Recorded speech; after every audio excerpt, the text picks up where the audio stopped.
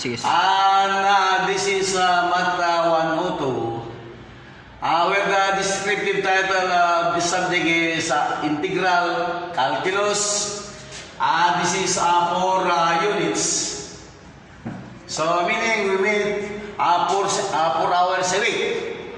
Alright, on the first part of this integral calculus, we will discuss the formula 1 to 4. Alright, first formula for integration. We read this as the integral or the antiderivative of the differential dx is equal to x then plus the constant of integration c. Alright, second formula to discuss, we have the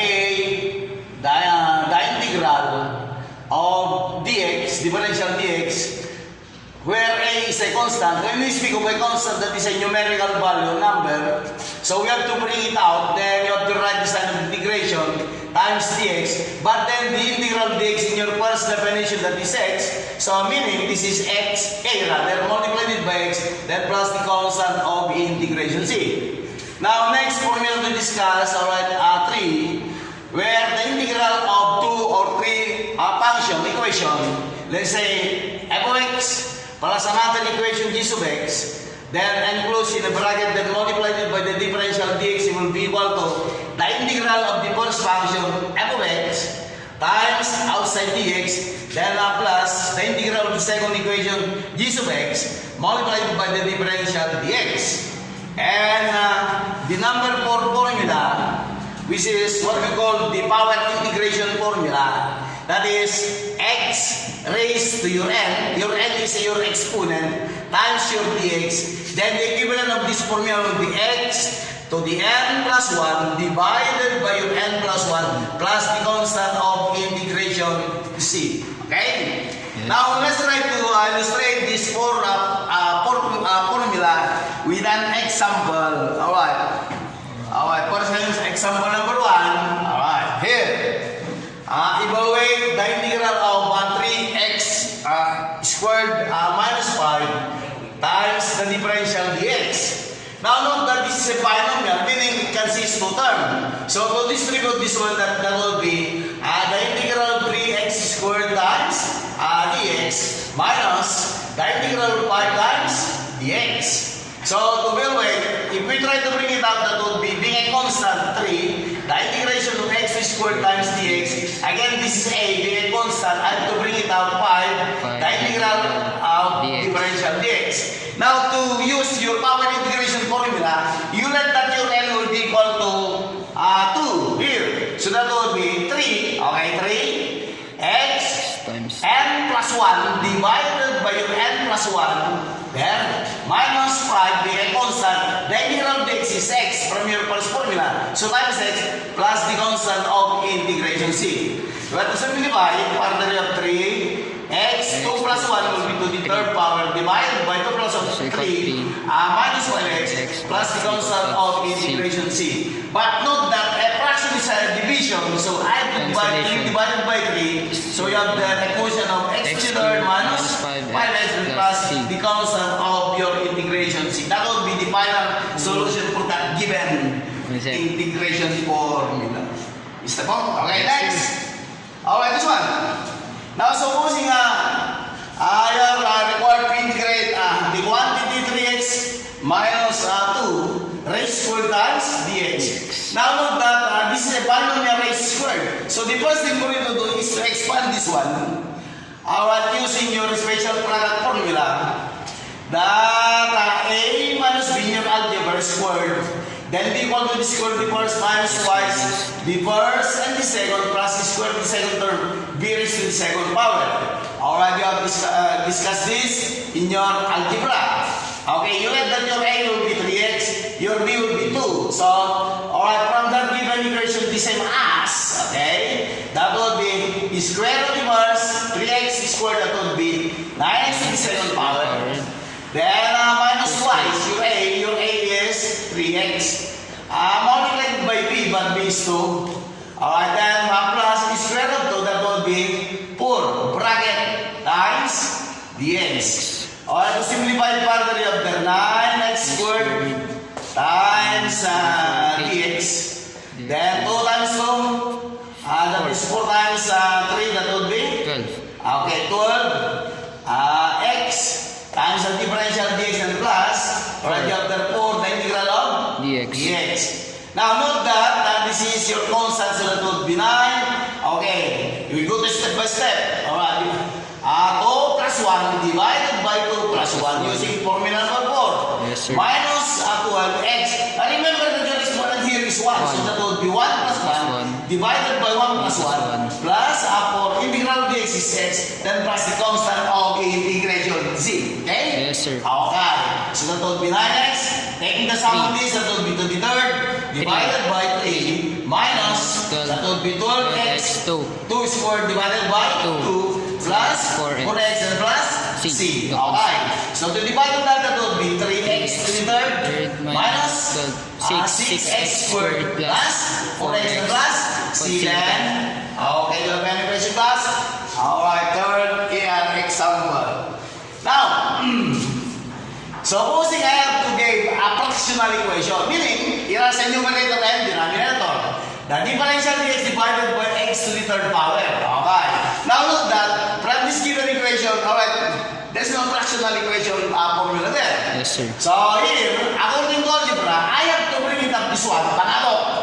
That will be x to the negative 3 times dx. Because if you will do the reverse, according to algebra, the quantity or a term raised to the negative exponent is equal to the reciprocal of their corresponding positive exponent. Tama? Yes, sir. Okay. So, that will be, your n is 3. Okay? Yes, sir. So, that will be solution. X to the minus 3 plus 1 divided by minus 3 plus 1 plus c. So, that will be x to the negative 1, 2. Okay, divided by negative 2 plus c. You divide your numerator from denominator, that will be plus divided by minus negative. Remember that you have a negative exponent. I have to bring it down. I have to 1 over, pababa tayo. 2x squared. And plus c. Alright, question? Answer. Okay, next, number 2 illustrate. Now, supposing you're given this one. A fractional equation. Let's say the integral of what's this? 3 plus 2x squared all over x squared times dx. Now note that in your numerator, this is binomial. Okay.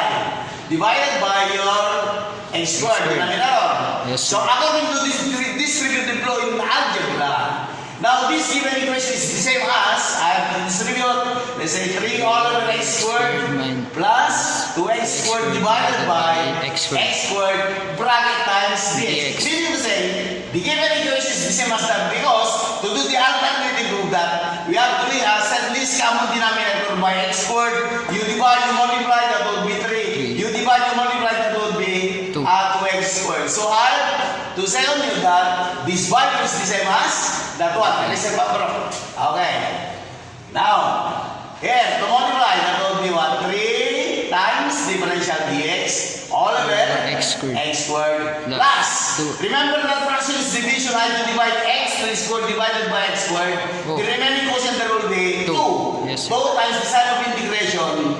2 times dx. Now, again, this is, you cannot integrate unless you bring it up. Pakatong mo na. That will be 3x to the negative 2 times dx. The sign of integration plus the integral of 2 times dx. By power formula, you have 3x to the negative 2 plus 1 divided by negative 2 plus 1 plus the integral of this will be 2 times x and plus c. Tama?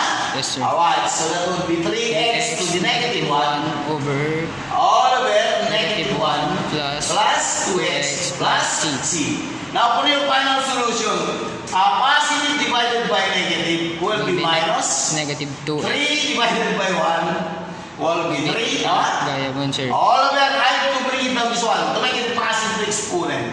X plus 2x plus c. Okay, that would be the final solution for the isang mo. Sige, sir. Alright, then example number 5. Okay, number 5. Now, suppose you are given a radical equation that would be square root of x times dx. Okay?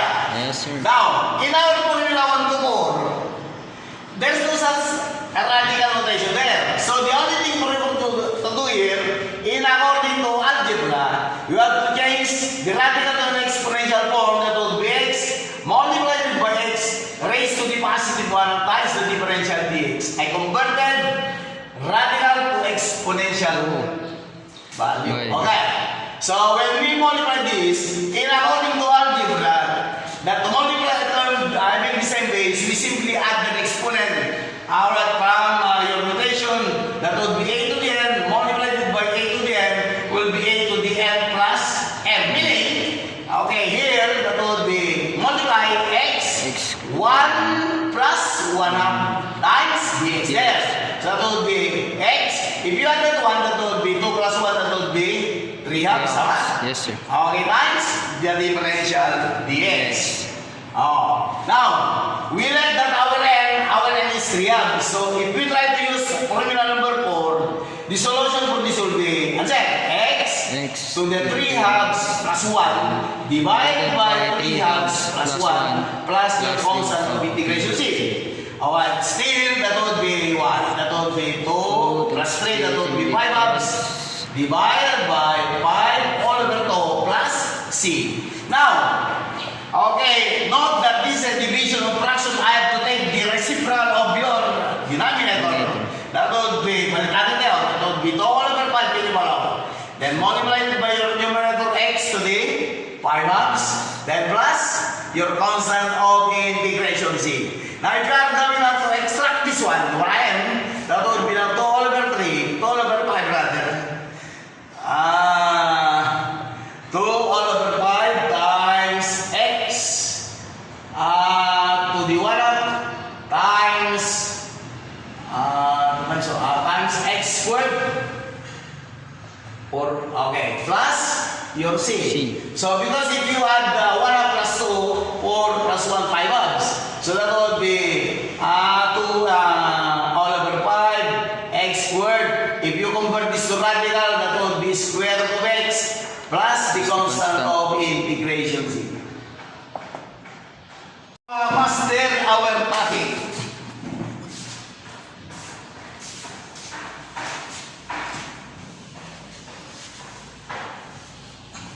Bukan, magtitirtiran. Okay. Number 6. This one. Yes, sir. Alright, to master the power integration formula. Okay, let's try example number 6. When you evaluate the cube root of 3x times the differential dx. Now, when you are given cube root, there's no such cube root in our formula unless we try to extract this in according to the principle of radicals. That would be the integral of the cube root of 3 times the cube root of x. Because if you multiply the times x, alright, there, cube root of 3x times dx there. Remember that this is a constant. I have to bring it out. That would be the cube root of 3, the integral. I have to change this to exponential form. That would be x raised to the positive 1/3 times dx. Now note, to remove the sign of integration, you let that your n will be 1/3. Integrate yun. That would be cube root of 3, okay, x to the 1/3 plus 1 divided by 1/3 plus 1 plus the constant of integration c. Or let's say the cube root of 3 there. Then if you add, you multiply 3 plus 1, that would be now x to the 4/3 all over 4 all over 3, then plus c. Now to simplify further, we try to take the reciprocal of that. 3 all over 4 times the cube root of 3 there. Then multiply it by x raised to the 4/3 plus the constant of integration c. Okay? Now, if you are going to extract this one, that would be say 3/4 times the cube root of 3. I said, let's say cube root of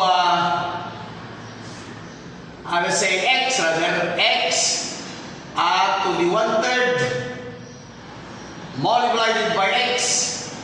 So, okay, 3 times 1, 3 plus 1, 4 third. Then plus the constant of integration c. Okay. Now I have to change this to radical again. That would be 3/4 cube root of 3. I have to change exponential to radical. That would be cube root of x. Multiplied it by x plus c. I have to take the total solution 3/4 multiplied it by x. I have to place this to a single radical. Kapit ko dinig na. That would be cube root of 3 times x. 3x. Plus the constant of integration c. Stop. Example number 7. Now supposing you're given a fractional equation again, dx divided by your denominator is x times the square root of 2x. Okay. Now, before using formula, first simplify your denominator first by going like this. The differential dx, then you have the x. You have to extract this one. What I'm going to do? That will be square root 2 times square root of x. Did you know? Okay.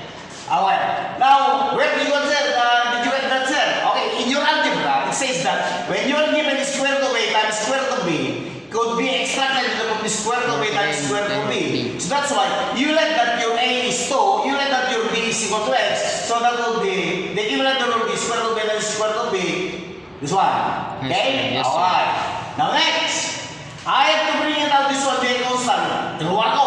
I have to set one square root of 2, square root of 2, the integral of dx divided by x times square root of x. Still you cannot integrate because there is a radical side there. Yes. So you have still one square root of 2, the integral of differential dx all over x. Again, convert this to m exponential form. That would be to multiply x to the positive 1 up. Okay? Yes, sir. Next, you have this 1 all over square root of 2, the integral of the differential dx. Now to combine this two, according to algebra, that would be x, 1 up plus 1 will be raised to the 3 ups. Now, in order to ensure power integration number 4 is still 1 all over square root of 2, the integral, we have to bring it up sa kakob. That would be x raised to the negative 3 halves times dx. Now, this time, we can use now your power integration formula.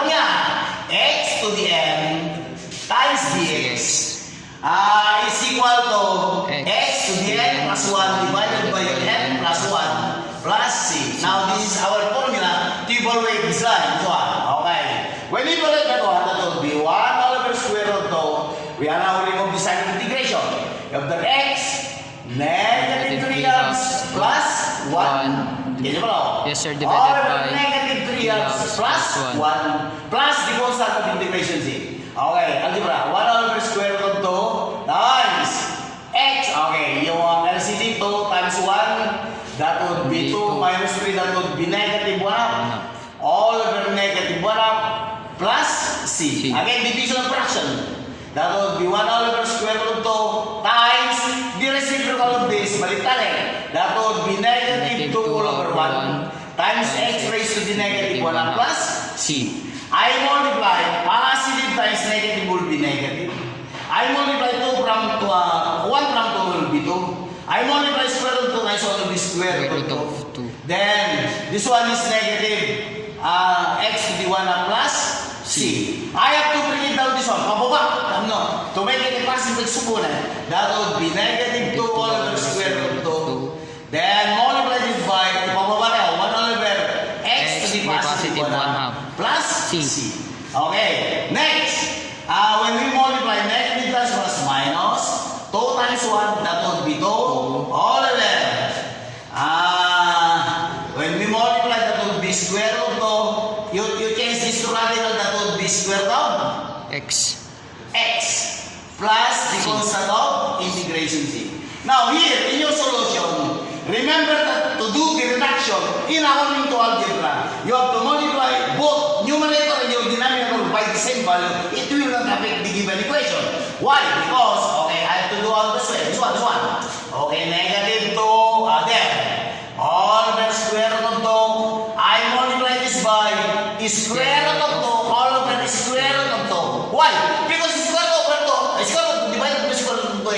If you divide that would be 1, isn't it? Yes, sir. Okay. Then 1 all over is square of x. Then plus c. Okay. Now I have now to multiply this one. That would be where? There, solution.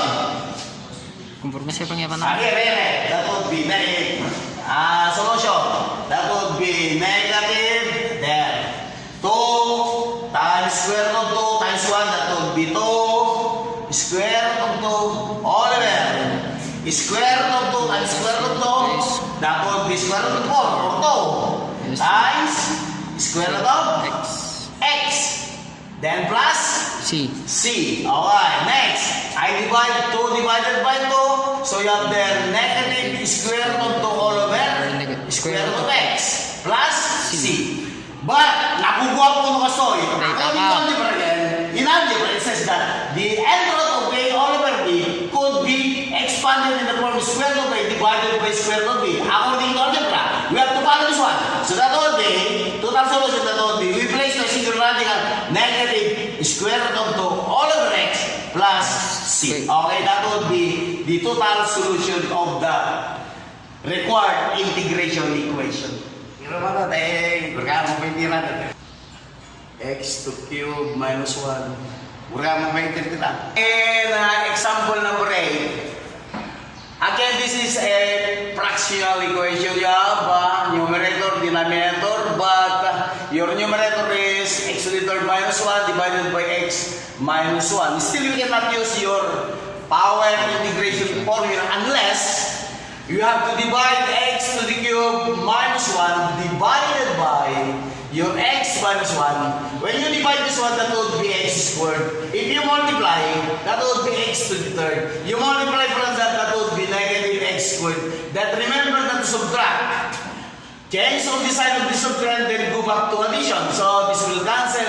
That becomes negative, becomes positive x squared. Then you have still minus 1 there. Then x squared divided by your first term of your divisor, that would be plus x. Your x times x will be x squared. You multiply x from 1 will be negative x. Again, in subtraction, this will cancel. That becomes negative, becomes positive. Then you have there to bring down negative 1. From this partial, the difference between your partial product will be x minus 1. You divide from x divided by x will be 1. 1 times x will be x. You multiply 1 times negative 1 will be negative 1. Alright, if you do the subtraction, you have no remainder, that will be 0. Or in other words, the integration required fractional equation x to the third minus 1 divided by x squared divided by x minus 1 rather times dx will give us a quotient that will be this one. X squared plus x plus 1 and close in the parentheses times dx. Meaning to say, the given equation is this because I have to divide only the required equation. Okay, can you follow, boys? Yes, okay. sir. Now we have to distribute. That will be multiply. That will be x squared times the differential dx. You multiply. That will be integral of dx times dx. You multiply the sum of the times 1 times dx will be plus the integral of dx. Okay, by power formula. Okay, complete na lang. Complete na. 2 plus 1, 3. All over? 3. Plus your exponent is 1. 1 plus 1, 2. 2. All over? 2. Plus integral of dx plus formula x. Then please don't forget to add the constant of integration. Rational? Answer. You an assignment to be passed. Data ka. By next meeting. Yung po